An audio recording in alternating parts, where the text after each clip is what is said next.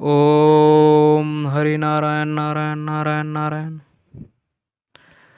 तो आज हम लोग जानेंगे जगन्नाथपुरी के कुछ ऐसे रहस्य जिन्हें वैज्ञानिक भी आज तक समझ नहीं पाए हैं। हिंदुओं के प्राचीन और पवित्र 7 नगरियों में पुरी उड़ीसा राज्य के समुद्री तट पर स्थित है।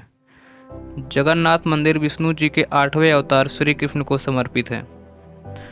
तो आइए जानते हैं कुछ ऐसे रहस्य जिन्हें सुनकर हम और आप भी दंग रह जाएंगे।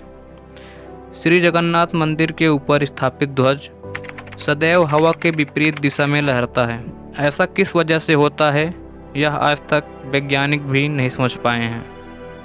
यह भी आश्चर्य है कि प्रतिदिन सायंकाल मंदिर के ऊपर स्थापित ध्वज को मानव द्वारा उल्टा चढ़कर बदला जाता है।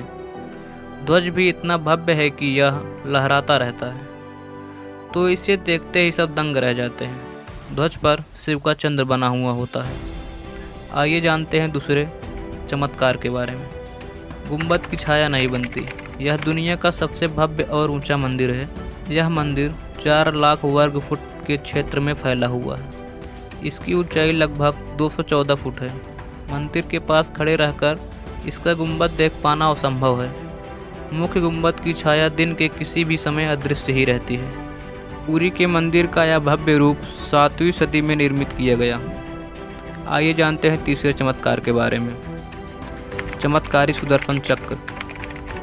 पुरी में किसी भी स्थान से आप मंदिर के शीर्ष पर लगे सुदर्शन चक्र को देखेंगे तो वह आपको सदैव ही अपने सामने ही लगा दिखेगा। इसे नील चक्र भी कहते हैं। यह अष्टधातु से निर्मित है और अति पावन और पवित्र माना जाता है। आइए जानते हैं चौथे चमत्कार के बारे में। हवा की दिशा। सामान्य दिनों के समय हवा समुद्र से जमीन की तरफ आती है और शाम के दौरान इसके विपरीत, लेकिन पुरी में इसका उल्टा होता है। अधिकतर समुद्री तटों पर आमतौर पर हवा समुद्र से जमीन की ओर आती है, लेकिन यहाँ हवा जमीन से समुद्र की ओर जाती है। पांचवा चमत्कार। गुंबद के ऊपर नहीं उड़ते पक्षी। मंदिर के ऊपर गुंबद के आसपास अब तक कोई पक्षी उड़ता हुआ नहीं देखा गया है। इसके ऊपर से विमान नहीं उड़ाया जा सकता। मंदिर के शिखर के पास पक्षी उड़ते नजर नहीं आते, जबकि देखा गया है कि भारत के अधिकतर मंदिरों के गुंबदों पर पक्षी बैठ जाते हैं या आसपास उड़ते हुए नजर आते हैं। आइए जानते हैं छठे चमत्कार के बारे में। दुनिया का सबसे बड़ा रसोई घर। 500 रसोइयाँ 300 सहयोगियों के साथ बनाते हैं भगवान जगन्नाथ जी का प्रसाद।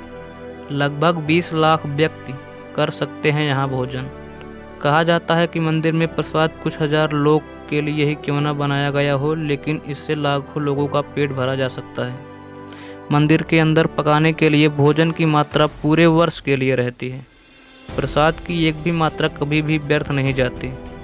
मंदिर के रसोई में प्रसाद पकाने के लिए 7 बर्तन एक दूसरे के ऊपर रखे जाते हैं और कुछ ही लकड़ियों पर और सब कुछ लकड़ियों पर ही बनाया जाता है। इस प्रक्रिया में शीर्ष बर्तन में सामग्री पहले ही पकती है, फिर क्रमशः नीचे की तरफ एक के बाद एक पकती जाती है, अर्थात सबसे ऊपर रखे बर्तन पर खाना पहले पक जाता है। आइए जानते हैं 7वें चमत्कार के बारे में।